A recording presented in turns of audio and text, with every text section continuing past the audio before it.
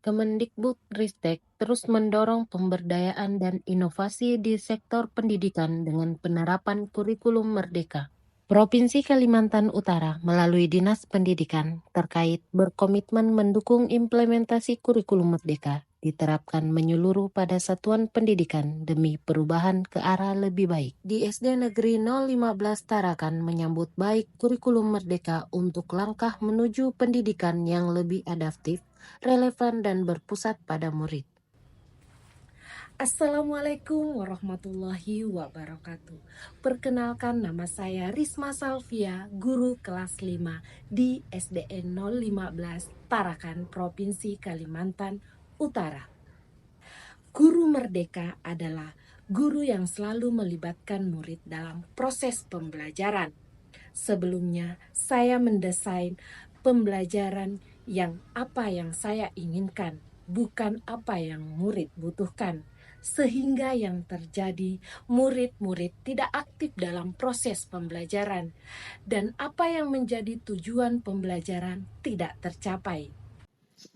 Ki Hajar Dewantara menyampaikan bahwa maksud dari pendidikan adalah menuntun segala kekuatan kodrat yang ada pada anak-anak, agar mereka sebagai manusia dan masyarakat dapat mencapai keselamatan hidup dan kebahagiaan setinggi-tingginya. Sebagai pendidik, tentu kita menyadari bahwa anak-anak itu unik dan memiliki kodratnya masing-masing. Tugas kita sebagai guru menyediakan lingkungan belajar yang memungkinkan mereka untuk tumbuh dan berkembang sesuai kodratnya, dan memastikan dalam proses tersebut anak bisa selamat dan bahagia dalam kemerdekaan belajar. Mereka memiliki perbedaan dari berbagai hal, mulai dari kesiapan belajar, minat, dan gaya belajarnya masing-masing. Ini artinya mereka memiliki kebutuhan belajar beragam. Sebagai seorang guru, saya memiliki peran dan tanggung jawab untuk mengakomodir kebutuhan belajar murid tersebut.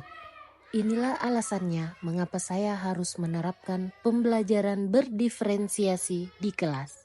Langkah pertama yang saya lakukan adalah melakukan asesmen diagnostik.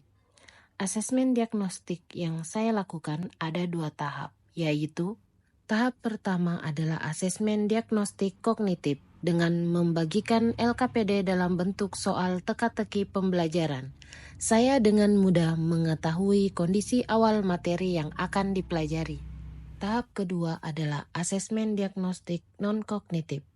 Dengan melakukan wawancara langsung ke anak-anak, saya mendapatkan informasi mengenai minat dan gaya belajarnya.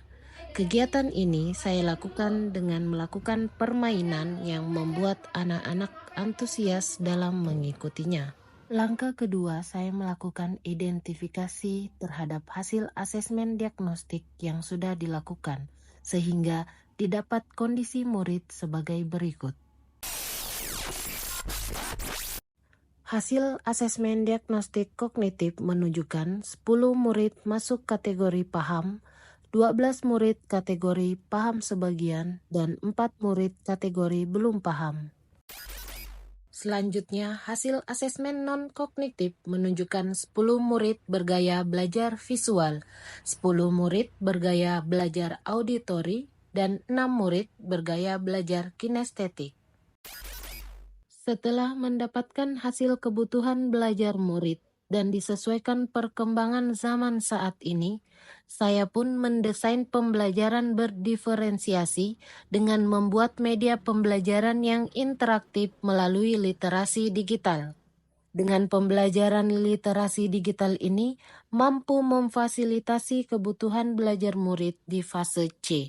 Sebelum pembelajaran dilaksanakan, saya meminta izin kepada kepala sekolah dan wali murid agar diperbolehkan membawa handphone ke sekolah untuk pembelajaran. Sebelum belajar, saya terlebih dahulu menyambut murid di depan kelas dengan penuh kehangatan dan bersahabat.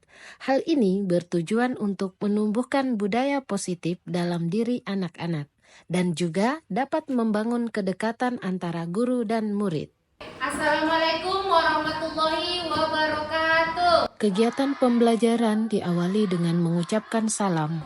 berdoa sebelum belajar, menyanyikan lagu wajib, dan juga melibatkan murid dalam menyusun kesepakatan belajar untuk menumbuhkan komitmen bersama antara guru dan murid selama kegiatan pembelajaran dilaksanakan. Jadi kesepakatan kelas yang kita sudah tepuk 1, 2, 3. Yes.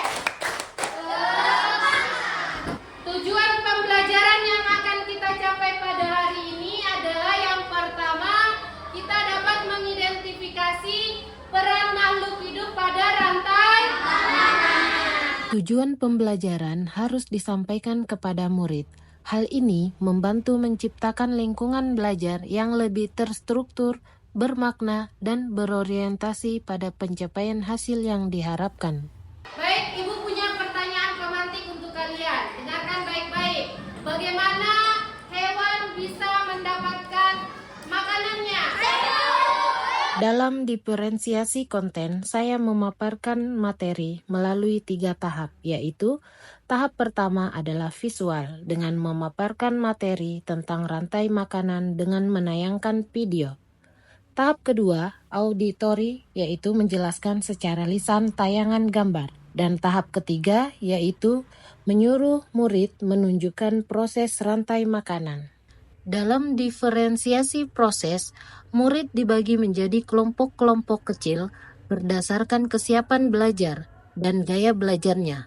2 kelompok auditori, 2 kelompok visual, dan 1 kelompok kinestetik. Jadi, Ibu akan membagikan LKPD untuk kalian. Silahkan dikerjakan bersama teman kelompoknya. Dalam diferensiasi proses, saya menyiapkan berbagai sumber belajar yang mengakomodir gaya belajar murid. Murid akan men-scan barcode rantai makanan sesuai keinginan dan gaya belajarnya.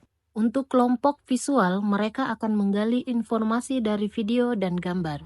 Untuk kelompok auditori, mereka akan menggali informasi dari podcast yang sudah disediakan.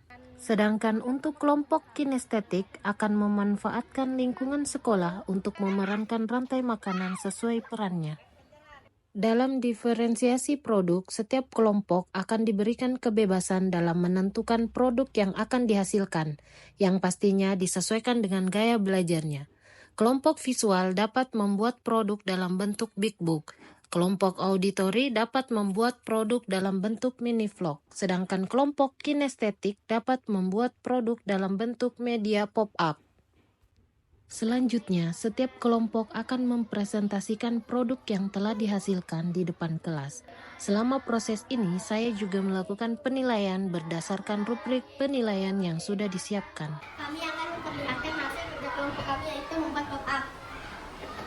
Ini adalah pop-up rantai makanan, yaitu dimulai dari produsen, konsumen 1, konsumen 2, dan konsumen 3. Tadi kita sudah lihat di video pembelajaran bahwa Di akhir kegiatan, saya mengajak anak-anak untuk merefleksikan hasil belajarnya melalui tanya jawab, dan juga melalui balon emoji untuk mengetahui perasaannya setelah kegiatan pembelajaran. Perasaan saya senang hari ini karena pembelajarannya menarik dan gamenya seru.